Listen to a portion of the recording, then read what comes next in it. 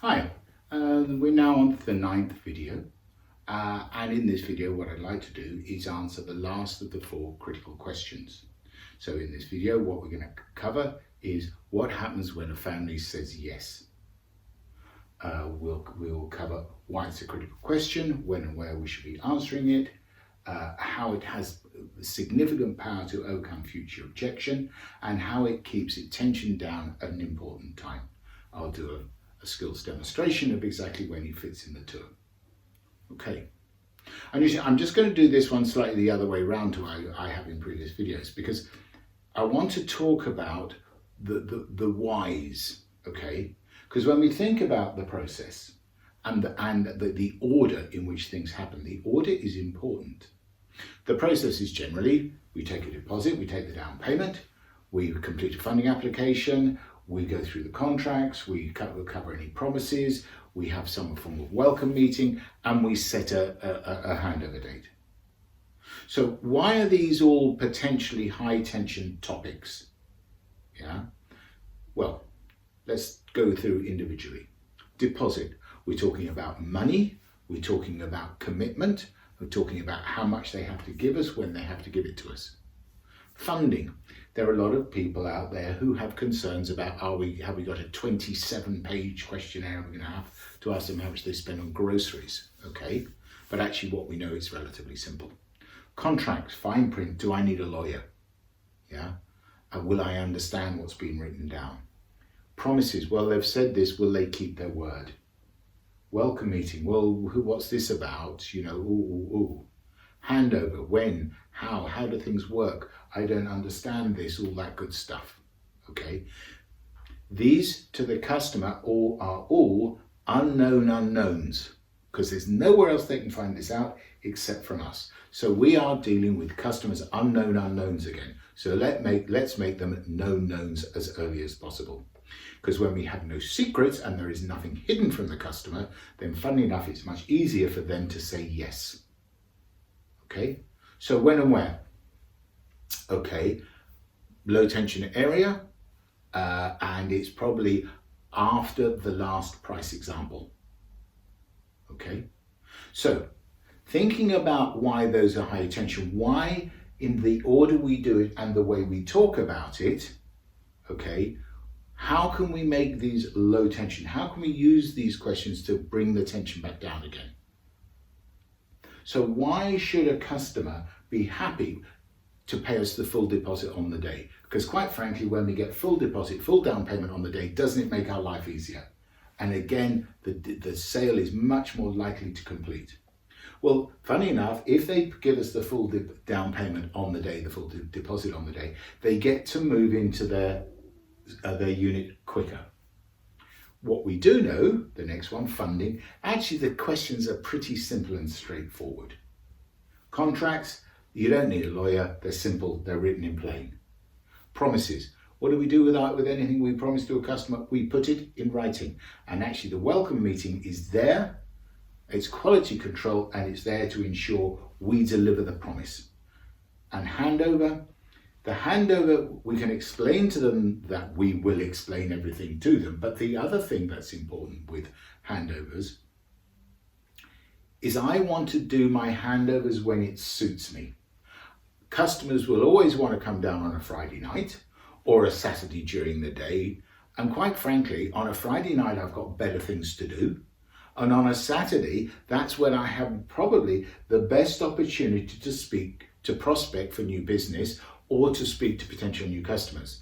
So I want to pick the time when I do my handovers.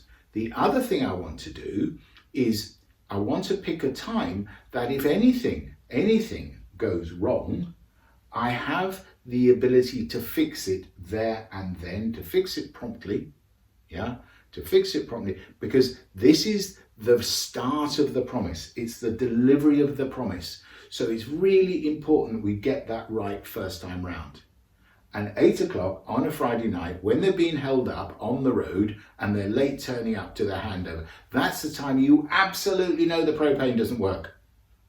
And you can't chance of getting a plumber at that time of night, forget it. So choose your moment, and this is the opportunity where you get to pick the time you would like to do the handover, and to get that whole relationship with the delivery of the promise out on the right foot. Okay? So, skills demonstration. Remember, ear. Remember earlier, as a family, I said what I was going to do for you guys was to go through and answer the question about when a customer decides it's right for them, and they decide to say yes, and I'm not going to say you're saying yes today, but I just like to explain this to you. What's the process? How complicated is it? How quickly can a family move into their new unit? Do they need lawyers, stuff like that? Well, if it's okay, I'll quickly answer that for you. So, first thing that happens once a customer decides it's right for them, funnily enough, I ask my customers for money. Now, most of my customers like to make the full down payment, the full 20%. They like to pay that on the day. The reason they do that is that they get on the sighting sheet quicker, and generally they will get to move into their new caravan cottage earlier by paying the full deposit on the day, the full down payment. Not everyone can do it, and don't worry about that. It's a detail. Okay. The next one is we do the funding application. If you remember, earlier I said to you that probably 70% plus of our families take some form of funding package through us, okay? And so in order to submit information to the bank's going to ask some really nasty, horrible personal questions. Generally it's, what's your name, where do you live, what do you do for a living, and who do you bank with? It's really not a lot more complicated than that in most cases. Very simple. Then next step is to actually draw up the paperwork. And I go through and cover the highlights of paperwork with my customers. In addition to that, anything that I've agreed with a family, I ensure is put in writing on the contract to ensure those customers get that. And then after that, my customers get to sit with a senior member of our management team to do what we call a welcome meeting. It's ultimately what that is, it's quality control, to make sure that I have done my job correctly and informed my families, told my families absolutely everything that I should do and everything they need to know. Okay? And then finally, I agree a handover date with my families. Generally, from receiving the full deposit down payment, that tends to be 2 to 3 weeks out. It's during that time that we physically put the unit on a site, we plumb it, we electric it, we put the steps on the TVA, we PDI it, we clean it, we do all that good stuff, okay? Now, I do my handovers on a weekday before 3 o'clock, and under special circumstances, I will do a Saturday before 10 o'clock. There's a very special reason for that. With the best will in the world and the best proper preparation in the world, once in a while something goes wrong, and it's generally gas, propane, or electric connected. You never know when a light bulb's going to blow. And with it, before 3 on a weekday and before 10 on a Saturday, we do have contractors available who are able to come and rectify an issue. Because what I absolutely want to make sure is that when my families take over for the very first time, it's a really smooth and happy experience. Okay, so briefly to recap.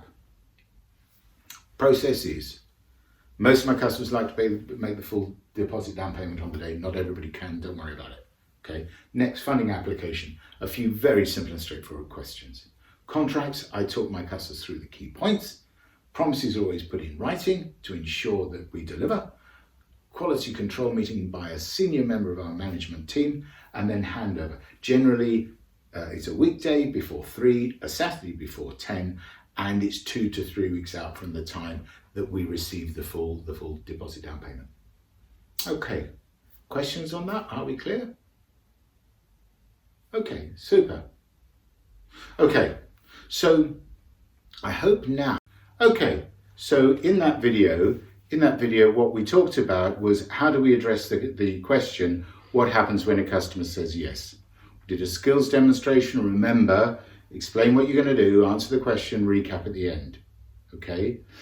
I hope that you see that by setting those really clear expectations around deposit, how funding is normal, how we do handovers, the fact we do a welcome meeting, we can set those expectations around the really high tension questions at a time of our choosing, in a low tension location, low tension time. It allows us to make objection handling easier later, and we have changed the customer's unknowns to known knowns at the time of our choosing, so that later when we ask the business, it's much easier for the customers to say yes. Okay, thanks.